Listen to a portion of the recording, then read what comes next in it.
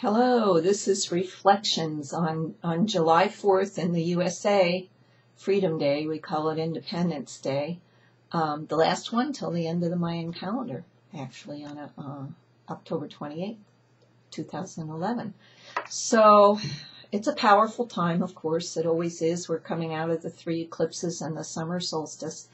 Last week's discussion on polarity and duality and the new reality really was a fantastic one, brought up a lot, got a lot of great comments for everybody. But one of the things it did was it put me in touch with some really dear heart friends of mine, Ken and Belle Knight.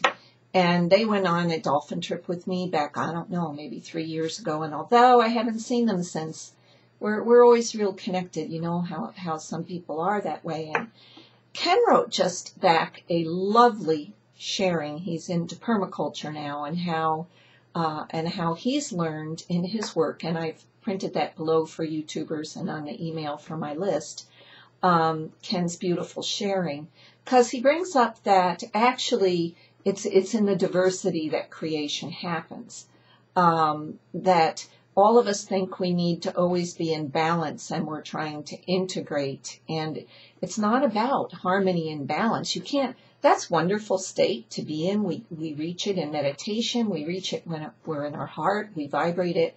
It is not, however, the energy of creation. The energy of creation is the Shakti, the feminine, the Shiva, the male, coming together, let's say orgasmically in this part, and creating an energy of change.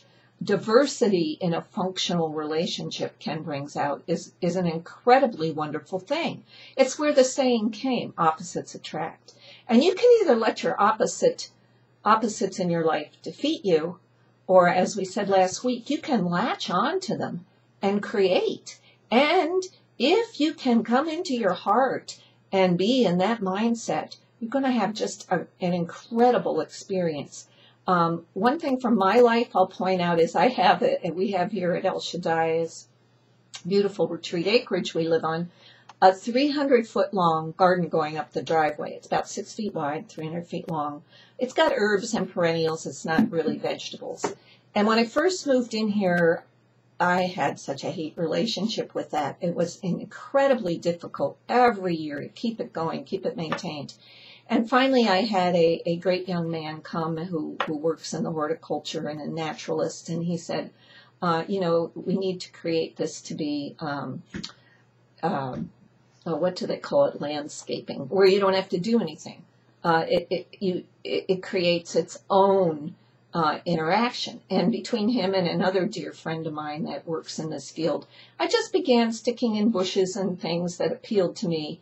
And pretty soon, within a year or two, I stopped having to do 80% of the work that I used to put into that. And as things grew and took over other things, I accepted. I allowed nature to create, through its diversity, the perfect ongoing thing. And it's never totally harmonious. There's plants struggling to get light from other plants. But in the end, what it creates is just an incredible 300-foot long, changes with each season, spectacular thing that really requires little attention on my part and that I get to enjoy all the time. And so that's where the whole, as Ken said, the whole permaculture idea and the human idea come together. Now, quickly here, how do we relate this to freedom? Because today's the 4th of July. Well, it is freedom to get out of being stuck in duality and realize its potential to create, which is what we said last week. I felt so free after I did that video last week, and the response to you guys from many of you was incredible.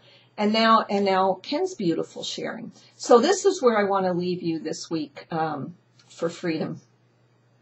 Freedom isn't about, I like this saying too, freedom isn't about, you're always looking and trying to create happiness instead of just being happy.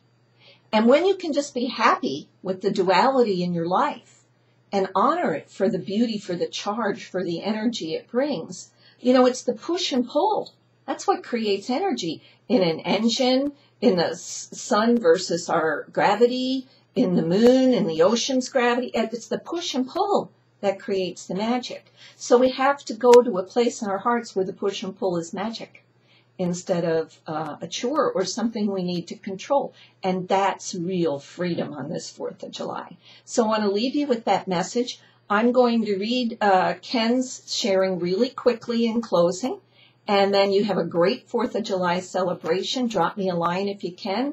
Don't forget the guided journey tapes. Awesome. Glastonbury and Yucatan coming up.